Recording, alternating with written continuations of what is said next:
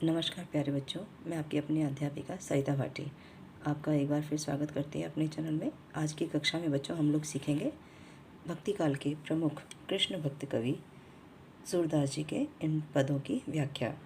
थोड़ा सा कवि परिचय देना चाहूँगी बच्चों आपको। हिंदी साहित्य की भक्तिकालीन काव्यधारा के कवि सूरदास का जन्म 1478 ईस्वी में सीही नामक गाँव में हुआ था।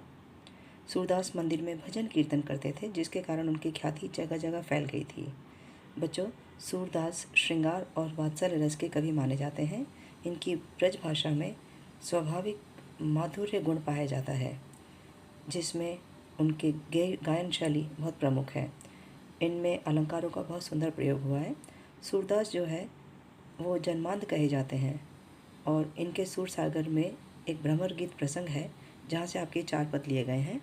जो कि पहला पद है, भगवान श्री कृष्ण के मित्र उद्धव जब ब्रज में आते हैं गोपियों के पास निर्गुण ब्रह्म का उपदेश लेकर कि आप कृष्ण को भूल जाएं और निर्गुण ब्रह्म का उपदेश जो है उसको आप मानने लगें।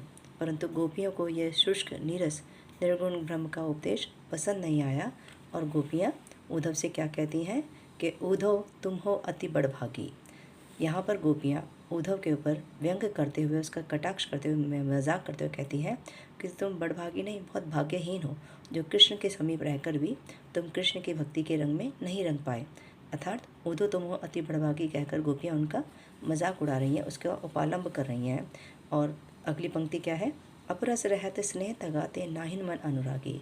अर्थात तुम्हारा हृदय स्नेह रूपी धागे में बंधा ही नहीं है, ना ही तुम्हारे मन में कृष्ण के प्रति अनुराग उत्पन्न हुआ, परंतु हम कृष्ण की भक्ति में रंगी हुई हैं। पुरैन पात्र रहते जल भीतर ता रस देह न दागी। फिर गोपियाँ उदाहरण देते हुए कहती हैं कि जैसे कमल का पत्ता जीवन भर जल के भीतर ही रहता है, परंतु उसके जल से जब बाहर निकालते हैं तो उसके पत्ते पर एक भी जल की बूंद नहीं रहती। ऐसे तुम कृष्ण के पास रहे जीवन भर, परंतु कृष्ण भक्ति का रंग तुम्हारे पर एक भी नहीं चढ़ा। ज्यों जल महा तेल की गागरी बूंद न ताको लागी। यहाँ पर गोपियाँ फिर उपालंब कटाक्ष करते हुए, व्यंग करते हुए कहती हैं कि हे उद्धव, जैसे जल की गगरी को जल में किसी तेल से लगी हुई मटकी को अगर डाला जाए, गगरी को डाला जाए और बाहर निकालते हैं तो उसके बाहरी आवरण पर एक भी बूंद पानी की नहीं टिकती, क्योंकि उस पर तेल लगा हुआ है। ऐसे तुम्हारे मन पर बाहरी निर्गुण ब्रह्म की जो बूंद जल तेल की जो आवरण है, उसके कारण तुम कृष्ण प्रेम को समझ ही नहीं पाए। प्रीति नदी में पाँव न बोरियो, दृष्टि न रूप परागी। प्रेम रूपी नदी में तुमने कभी पैर ही नहीं डाला और तुम्हारी जो दृष्टि है कभी कृष्ण के प्रेम पर पड़ी नहीं, उनके रूप सौंदर्य पर पड़ी नहीं। गोपियाँ आगे क्या कहती है कि हे सूरदास, यानी कि गोपियाँ कह रही हैं कि हे उद्धव, हम तो अबला हैं, हम भोली हैं, हम तो कृष्ण चरणों में ऐसे चिपट गई हैं जैसे गुड़ के साथ चींटी चिपक जाती है। वो अपने प्राण त्याग देती है परंतु गुड़ का त्याग नहीं करती है। ऐसे ही हम कृष्ण के भक्ति करते रहेंगे। यहाँ पर सूरदास जी ने निर्गुण ब्रह्म के ऊपर सगुण भक्ति की विजय दिखाई है। बच्चों, आपका जो दूसरा पद आपकी पाठ्य पुस्तक में दिया गया है वो भी भक्ति के अनन्य भक्ति भाव को दिखाता है गोपियों की, जहाँ पे गोपियाँ क्या कह रही हैं, मन की मन ही मांझ रही। यहाँ पे गोपियों ने स्वीकार किया है, यहाँ पे स्वीकारोक्ति के रूप में गोपियाँ ये कह रही हैं कि हमारे मन की जो पीड़ा थी, हमारी जो मन की अभिलाषा थी, बात थी, वो मन में ही रह गई है। कृष्ण के प्रति उनके प्रेम की गहराई यहाँ पे अभिव्यक्त हुई है कि वो उद्धव से कहती हैं कि हमारे मन की जो भाषा थी, भाव थे, वो तो हमारे मन में ही रह गए, क्योंकि कृष्ण से हम कह ही नहीं पाई कि हम उनसे कितना प्रेम करती हैं। जाइए कौन पे उद्धव ना ही परत गई। हम किससे जाकर कहें उद्धव, हमें समझ में नहीं आ रहा है। अवधि आधार आस आवन की तन मन व्यथा सही।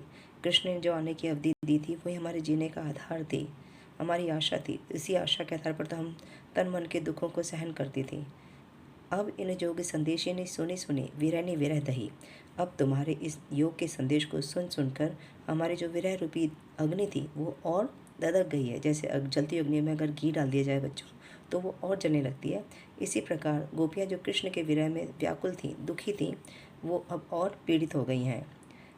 चाहती होती गुहारे जितते उतते धार वही। जहाँ से हम गुहार लगा रहे थे प्रेम की, भक्ति की, कृष्ण के आने की, वहाँ से तो तुमने योग की धारा बहा दी है। सूरदास अब धीर धराई की मर्यादा न लही। गोपियाँ कह रही हैं, यानी कि सूरदास अपने भाव व्यक्त कर रहे हैं गोपियों के माध्यम से कि अब धीर हम धैर्य कैसे धारण करें, यानी कि सूरदास कह रहे हैं कि अब धीर धराई क्यों मर्यादा न लई, यानी कि गोपियाँ कह रही हैं कि अब हम धीर कैसे धारण करें, धैर्य कैसे धारण करें, क्योंकि कृष्ण ने प्रेम की मर्यादा रखी ही नहीं। प्रेम की मर्यादा क्या होती है कि जो वचन दिया जाए उसको पूरा करा जाए, पर कृष्ण ने तो वचन पूरा ही नहीं करा। तीसरा जो पद है बच्चों आपका, इसमें अपनी भक्ति की अधिकता दिखाते हुए गोपियाँ कह रही हैं हमारे हरि हारिल की लकड़ी, हमारे कृष्ण कौन है, हमारे लिए हारिल पक्षी की लकड़ी के समान है। जिस प्रकार हारिल जो पक्षी होता है अपने पैरों में दवाई लकड़ी को नहीं छोड़ता, उसी प्रकार हमने भी कृष्ण को अपने हृदय में धारण कर रखा है। मन क्रम वचन नंद नंदन और यह दृढ़ दृढ़ करी पकड़ी, अपने मन से, वचन से, कर्मों से हमने श्री कृष्ण को दृढ़तापूर्वक अपने मन में बसाया हुआ है। हम कृष्ण को नहीं विसार सकते, हम कृष्ण को नहीं भुला सकते। जागत सोवत निसी दिवस निसी, काना काना जकरी, जागते सोते सपनों में, दिन में, रात में हम तो काना काना ही रटती रहती हैं, कृष्ण कृष्ण ही सुमरती रहती हैं। तो हमसे तुम्हारे निर्गुण ब्रह्म की उपासना नहीं होगी। आगे गोपियाँ कहती हैं सुनत जोग लागत है ऐसो, ज्यों करो ककरी। तुम्हारे जोग को सुनकर तो ऐसा लगता है, योग संदेश को, जैसे हमने कड़वी ककड़ी मुँह में रख ली हो, जो कि बिल्कुल त्याज्य है। सूतो व्याधि हमको ले आए, देखी सुनी ना करी। सूरदास यहाँ पे गोपियाँ क्या कह रही हैं, सूरदास की गोपियाँ, कि तुम तो हमारे लिए ऐसी बीमारी, ऐसी व्याधि लेके आए हो जो हमने ना कभी करी है, अनुभव करी है, ना देखी है, ना सुनी है। यह तो सूर तिनई ले सोपो जिनके मन चक्री। गोपियाँ कह रही हैं कि हे उद्धव, ये तो तुम उनको ही योग का संदेश उनको दो जिनके मन चक्री के समान चंचल है। हमारा मन तो श्री कृष्ण के प्रेम में रमा हुआ है, वह तो स्थिर है। हमारे स्थिर मन में तुम्हारी योग साधना नहीं बच सकती। बच्चों अब चौथा पद है आपका, हरि है राजनीति पड़ी आए। यहाँ पे गोपियाँ, जब हम कहते हैं ना किसी से बहुत प्रेम करते हैं और उसके दिए हुए अत्याचार को भी हम एक सीमा तक ही बर्दाश्त करते हैं। यहाँ पे गोपियाँ भी कृष्ण के इस झूठे वादे पर कि वो वापस आएंगे जी रही थी, परंतु अब उन्हें यकीन हो गया था कृष्ण नहीं आएंगे। तो गोपियाँ कहती हैं हम तुम्हारी बातें सुनकर ही कृष्ण के भाव को समझ गए थे, क्योंकि हरि ने राजनीति पढ़ ली है। गोपियाँ फिर कहती हैं समझी बात कहत मधुकर के समाचार सुभ पाए। गोपियाँ व्यंग्यपूर्वक भाव से उद्धव से कहते हैं कि श्री कृष्ण पहले से बहुत चतुर चालक थे, अब तो मथुरा पहुँचकर उन्होंने राजनीति शास्त्र भी पढ़ लिया है, जिससे बहुत अधिक चतुर हो गए। क्योंकि एक अति होती चतुर पहले थे ही, अब गुरु ग्रंथ पढ़ाए। एक तो पहले बहुत चतुर थे, चालाक थे, छलिया थे, अब तो उन्होंने राजनीति के शास्त्र भी पढ़ लिए हैं। बड़ी बुद्धि जानी जो उनकी, योग संदेश पठाए। हम तो कहते हैं कि उनके पास बहुत ज्ञान बुद्धि आ गई है, जो इन्होंने योग संदेश हमारे लिए भेज दिया है, बहुत ज़्यादा बुद्धिमान हो गए हैं।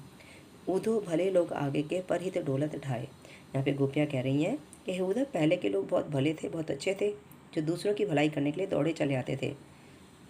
अब अपने मन फेर पाइए, चलत जुहते चुराए। गोपियाँ कह रही परंतु अब श्री कृष्ण बदल गए हैं। अब वे मथुरा जाकर जो हमारा जाते वक्त हमारा मन अपने साथ ले गए थे, हम उसे वापस चाहती हैं। श्री कृष्ण हमारा हृदय हमें वापस कर दें, हमारे मन, हमारे भाव हमें वापस कर दें, वो सब हमें वापस चाहिए। ते क्यों अनिति करे अपुन जे और अनिति छुड़ाए। गोपियाँ कह रही हैं कि वो क्यों दूसरों के ऊपर अत्याचार कर रहे हैं, जो दूसरों को अत्याचार से छुड़ाते हैं। तो गोपियाँ भी तो उनकी प्रजा हैं, हमारे पर क्यों अत्याचार कर रहे हैं। राज धर्म तो यह सूर जो प्रजा न जाहि सताए।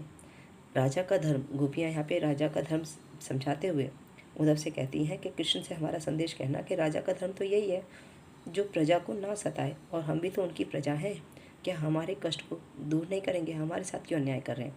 तो यहाँ पे गोपियों की भक्ति की अधिकता दिखाई गई है, और निर्गुण पर सगुण भक्ति की विजय दिखलाते हुए सूरदास जी ने इन पदों की रचना करी थी। उम्मीद करती हूँ बच्चों आपको ये चारों पद आज की कक्षा में क्लियर हो गए होंगे। अगली कक्षा में मैं आपसे प्रश्नोत्तर के साथ उनके फिर से आपसे मिलूँगी। धन्यवाद। आगे ही अगर कोई परेशानी है तो आप मुझसे इस सब विषय से संबंधित आप कमेंट बॉक्स में लिख सकते हैं। Please like, share and subscribe my channel. Thank you everyone.